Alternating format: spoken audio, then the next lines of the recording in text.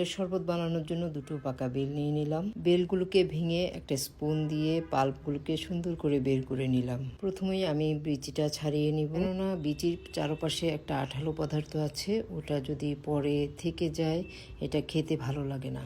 এবার পাল্পগুলোকে একটু পানি দিয়ে ভালো করে কষলে নিয়েছি। পাল্পের মধ্যে অনেক আঁশ আর শক্ত কিছু লাম্পস থাকে, তা স্ট্রেনারে করে একটু ছেঁকে নিচ্ছি। ভিটামিন সি যুক্ত এই বেলের কিন্তু অনেক হেলথ বেনিফিট আছে। আমাদের ডাইজেস্ট সিস্টেম টক্সিন বের করে রক্ত পরিষ্কার করা ছাড়াও নানাবিধ উপকারে আসে। এর মধ্যে আমি সবগুলো পাল্প সুন্দর করে স্ট্রেনারে ছেঁকে নিলাম। বেলের শরবত আমি বেশ কয়েকভাবে বানিয়ে থাকি। আজকে বেলের শরবতটা লেবু দিয়েই তৈরি করব। আর সেজন্যই স্মুথ এই পাল্পটার মধ্যে আমি প্রথমে বেশ কিছু ঠান্ডা পানি ঢেলে নিচ্ছি।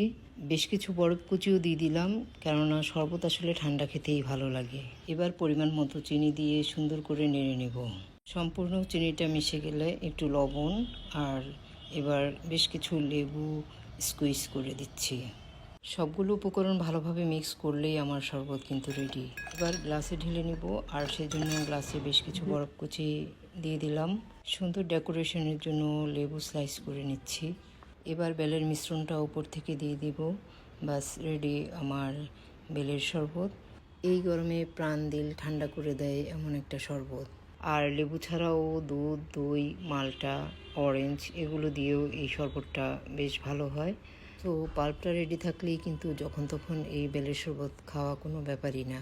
তো এই গরমে দেশীয় ফলের শরবত বেশি বেশি করে খাবেন। ভালো থাকবেন। আল্লাহ হাফেজ।